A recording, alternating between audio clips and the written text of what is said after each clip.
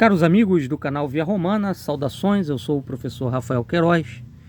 Afinal de contas, Dom Helder foi santo ou herege? É esse o tema do nosso vídeo de hoje, que tem por objetivo esclarecer muito do que está no entorno dessa figura polêmica da história da igreja no Brasil, que é Dom Helder Câmara, visto por alguns como um novo São Francisco, por outros como um comunista. Então aqui nós vamos trazer algumas considerações históricas sobre a figura de Dom Helder e dar o nosso parecer, né, se ele era uma coisa ou outra, e se procede essa acusação de que ele era realmente comunista, socialista, enfim. Bom, aproveitando o ensejo, eu gostaria de anunciar também para vocês que estão abertas inscrições para o nosso curso sobre Guerra Civil Espanhola. O custo custa apenas R$50. Ele traz um material didático baseado na mais abalizada historiografia sobre o tema. E o objetivo deste curso é desmistificar uma visão marxista sobre a Guerra Civil Espanhola. Bom, esse curso você tem informações sobre ele no link que eu vou deixar aqui, né, que é o vídeo de lançamento do curso. Vocês podem entrar em contato comigo através do e-mail que eu deixei disponibilizado no link desse vídeo de lançamento do curso. Lá vocês verão todo o procedimento para fazer a inscrição. Serão 2 aulas, dia 1 e dia 5 de dezembro, juntamente com esse material didático. Então, um preço bem baratinho, né, por coisa de alta qualidade. Tenho certeza que quem adquirir vai gostar bastante, tá? Então vamos para o tema de hoje, pessoal. Dom Helder Câmara, santo ou herege? Pois bem, antes de nós falarmos de Dom Helder, seria interessante a gente fazer um contexto histórico do Brasil da época de Dom Helder. Bom, Dom Helder ele vai ter uma atuação ali entre o final dos anos 30 até os anos 70, né? No final dos anos 30 ele se destaca como padre, como sacerdote. Ele vai aderir inicialmente na sua vida pública ao integralismo, a ideologia integralista, né, de Plínio Salgado, Gustavo Barroso, etc., chamados camisas verdes, né? Mas depois do fim da Segunda Guerra Mundial, Dom Helder se afasta do integralismo e ele vai passar a integrar cada vez mais uma ala eclesiástica que defendia um papel da Igreja Católica no plano social, um papel social por parte da Igreja, no sentido de ela se empenhar, né, na luta pelo desenvolvimento social numa América Latina marcada pela pobreza, né? O que é muito conhecido como teologia da libertação. Então Dom Helder vai ser um dos próceres, dos primeiros, né, nomes a vamos dizer assim, trabalhar, né, com a ideia de uma teologia da libertação aqui no Brasil, tá? Então esse é o primeiro ponto. O segundo ponto é que ele foi bispo auxiliar do Rio, depois ele vai se tornar arcebispo de Olinda e de Recife, tá? E como arcebispo é que ele vai ter o seu maior destaque, tá bom? Dom Helder vai pegar aquele período ali da República Populista, né, 1946 a 1964, e vai pegar também boa parte aí da ditadura militar. Se eu não me engano, ele falece em 77, no meio da ditadura militar, tá? E ao longo desse período militar ele vai ter diversas tensões com o governo. A gente não vai entrar a fundo nisso, porque o nosso objetivo é mais analisar a atuação eclesiástica de Dom Helder, tá?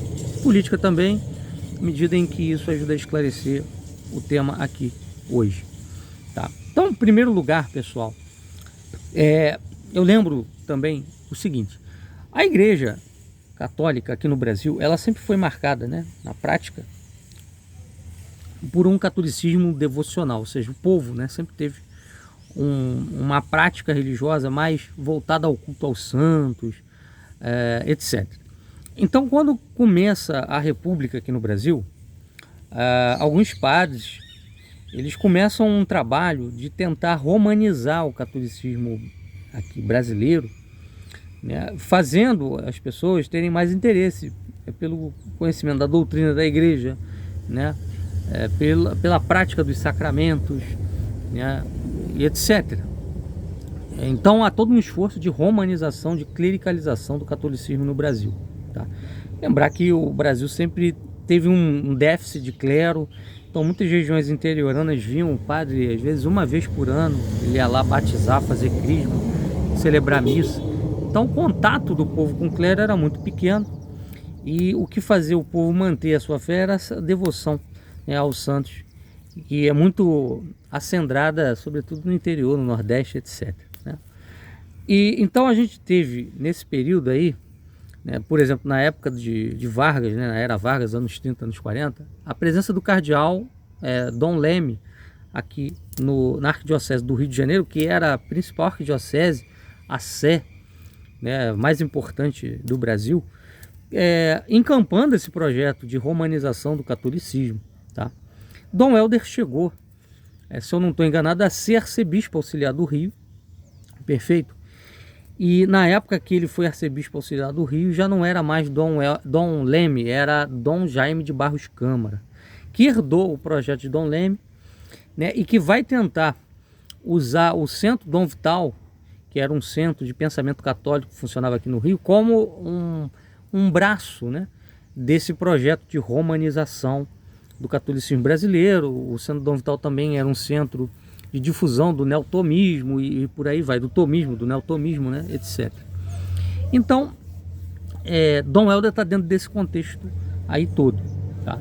E o que vai acontecer? Ele, a partir do momento que ele começa a enveredar por esse campo social, ele vai tentar dar uma nova cara para a igreja no Brasil, né? Tirar esse rosto que estava tentando ser construído de uma igreja romanizada, de uma igreja clericalizada, para um rosto de uma igreja voltada para o pobre, para o social, para as questões, né, da pobreza, da fome, da miséria, da desigualdade extrema, etc. e tal. E foi nesse contexto, então, que Dom Helder pensou a criação da CNBB. Então, Dom Helder é a mente por trás da criação da CNBB. Tá? CNBB, cujo objetivo do Dom Helder qual era? Era criá-la para colocar, tá, a Ação Católica, que era um movimento de leigos, que eram assim o braço, né, do clero, sob auspício da CNBB, dele no caso, e não de Dom Jaime de Barros Câmara, que via a Ação Católica como um braço para esse processo de romanização. Tá?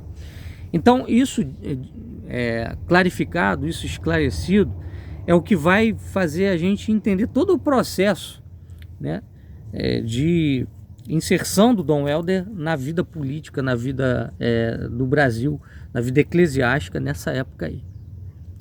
Tá? Então o que acontece? Com a criação da CNBB, o Dom Helder ele vai conseguir articular a ação católica para uma ação social, mais do que doutrinal. Tá?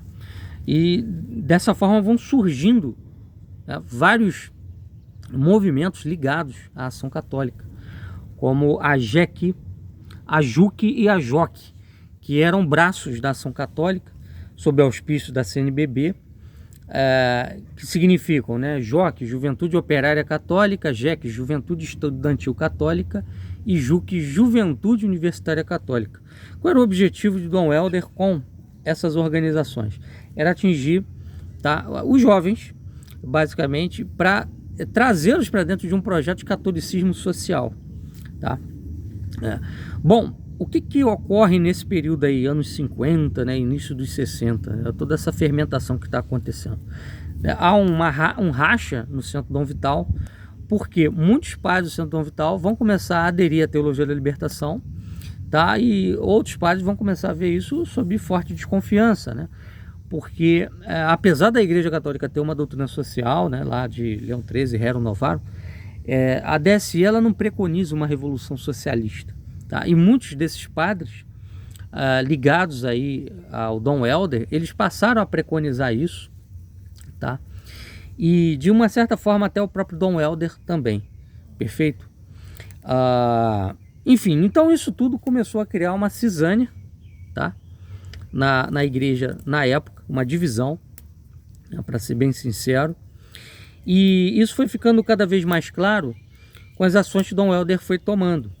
Por exemplo, Dom Helder ele vai criar, né, a Cruzada São Sebastião, que era um organismo também para se opor à Fundação Leão XIII. Quer dizer, além dele ter criado a CNBB para se colocar como a grande eminência do catolicismo no Brasil, reduzindo a influência da Arquidiocese do Rio, Dom Jaime de Barros Câmara, né, etc., e colocando a ação católica sob os auspícios dele, né, da CNBB, ele vai criar a Acusação Sebastião também para enfraquecer a Fundação Leão XIII. Fundação Leão XIII, que era uma fundação que dava assistência social aos mais pobres, né, fundação ligada à Igreja Católica, mas que por conta de elementos conservadores dentro da fundação, não era assim o órgão que o Dom Helder precisava, vamos dizer assim, para levar a cabo, né, o seu projeto social, etc.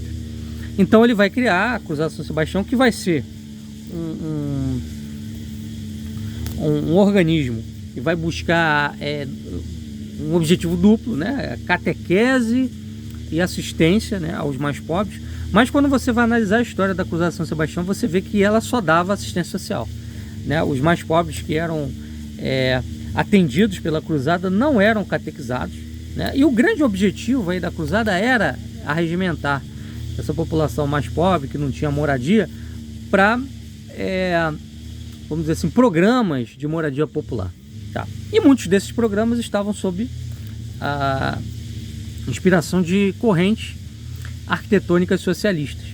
Então, alguns arquitetos se juntaram à cruzada e começaram a montar realmente, vamos dizer assim, condomínios populares, né, onde o formato, né, dessas casas, o estilo, né, toda a forma arquitetônica, ela lembrava, né, o que vinha sendo aplicado, por exemplo, em países europeus e até na União Soviética, né, onde a arquitetura buscava passar também um modelo, né, uma visão coletivista da vida, né, que é uma visão que atende à concepção socialista, né, ou seja, do coletivo colocado como o princípio máximo ordenador da sociedade, né, sem nenhum espaço para autonomia individual, autonomia da pessoa. Então, isso tudo foi caracterizando a ação do Dom Helder, perfeito? Nos anos 60, quando vem a ditadura militar, tá, Dom Helder vai se notabilizar, obviamente, por se colocar contra o regime que se instaura a partir de 64, e, como vocês sabem, começam a surgir guerrilhas pelo Brasil, principalmente depois do AI-5, né? Elas se organizam de vez. Já havia ali proto-guerrilhas se estabelecendo no país antes disso, mas a coisa toma forma de vez mesmo, é só com o AI-5. Porque aí a esquerda chega à conclusão de que, olha, agora não dá mais para fazer a luta democrática, a gente vai para a luta armada, né? E o que acontece? Dom Helder começa a tomar posição favorável a essas guerrilhas, a esses guerrilheiros. E ele vai dar uma entrevista no jornal L'Express, jornal francês, se eu não estou enganado, em 1968, onde ele vai falar de vários assuntos que estavam acontecendo na América Latina na época e aqui no Brasil. E tem uma passagem muito interessante dessa entrevista, em que o jornalista pergunta a ele o que ele acha, né, o que ele pensava, né, de Che Guevara. Então ele diz o seguinte: olha, o fim perseguido pelo Che Guevara lá na Revolução Cubana é o mesmo que nós buscamos, né? É o mesmo fim que nós buscamos. Bom, o Che Guevara era um comunista, confesso. Vocês pegarem, por exemplo, um discurso, né, que o Che Guevara fez no Teatro Chaplin, lá no início dos anos 60, ali naquela fermentação toda da Revolução Cubana se estabelecendo ali na ilha, né, de Cuba. ele vai falar muito claramente que toda a luta dos revolucionários cubanos era no sentido de estabelecer a sociedade comunista ideal. Quer dizer, então Dom Helder deixava muito claro, né, que o fim tentado por ele, o fim desejado por ele era o comunismo, era a construção dessa sociedade comunista ideal, tá? Eu vou deixar aqui para vocês, aqui na descrição do vídeo, o link desse artigo que nós escrevemos no blog Catolicidade, que traz maiores detalhes, né, sobre a figura do Dom Helder, que destrincha tudo isso aqui que a gente está falando, tá? Então, basicamente, o nosso parecer é de que Dom Helder realmente foi um herege. Ele acreditava no comunismo, era o que ele queria, o que ele desejava, né? E não à toa, não sem razão, ele apoiava a causa defendida por esses guerrilheiros, embora deplorasse, né, as guerrilhas, dissesse, né, olha, uma hora ou outra isso acaba mal, eles acabam morrendo, sendo presos, então não vai muito à frente, mas a causa que eles defendem é a causa também que nós defendemos, que nós postulamos, tá? E lembrar que, obviamente, o comunismo ele é condenado pela igreja, primeiro porque é um sistema que busca organizar a sociedade unicamente em base material, né, em base econômica. Em segundo lugar, é um sistema ateu. O comunismo marxista preconiza a ideia de que no fim da história, né, a sociedade comunista não haverá mais religião, tá? Então, quem busca uma sociedade comunista está buscando uma sociedade sem religião, obrigatoriamente, tá? E por outro lado, o comunismo ele sufoca, né? Ele estiola, ele mata a pessoa humana. Ele é a destruição do homem, né? Porque no comunismo, né, a iniciativa individual, a iniciativa pessoal, ela é completamente eliminada em prol de um coletivo. E isso já desde a fase de transição, que é a fase socialista, onde o Estado passa a ter todo o poder sobre a economia, sobre os critérios, os princípios de justiça, de direito, etc. A sociedade civil é completamente eliminada, a livre iniciativa das pessoas também eliminada, né? E a gente lembra que a propriedade privada, dentro de uma visão católica, ela é importante porque ela é uma forma da pessoa, da personalidade expandir-se, né? E a pessoa humana ela foi feita à imagem de Deus, né? O Estado ele deve existir sim como um fator que supre a pessoa humana e a sociedade quando ela sozinha não é capaz de realizar o bem comum. Então o Estado vem para suprir, né, quando o indivíduo e a sociedade não são suficientes para, por exemplo, educar, para promover saúde pública, para promover segurança, para promover desenvolvimento. O Estado vem nesse sentido. Mas o Estado ele não pode sufocar, não pode eliminar a pessoa e a sociedade civil. E é isso que exatamente ocorre nos países comunistas, tá? Então, essa visão que Dom Helder tinha à época, uma visão completamente herética e contrária ao que a igreja sempre ensinou. A igreja preconiza, sim, a necessidade de haver uma preocupação com a questão social. Os padres, os leigos têm que também se empenhar nisso, mas não dentro de um viés marxista. E na época era muito comum, né, nesses meios, né, do JUC, Juventude Universitária Católica, JOC, JEC, né, sob influência de Dom Helder e dos padres Dom Helder, né, padres progressistas, a ideia de que era possível fazer uma síntese entre marxismo e catolicismo, né? Não havia incompatibilidade entre as duas doutrinas, o que é falso, tá? E vamos dizer assim, essa também é uma das bases da teologia da libertação, né? Então fica aí o recado sobre Dom Helder. Não foi santo coisa nenhuma. Essa canonização, se acontecer, é inválida, tá? Ela não tem diante de Deus nenhum valor.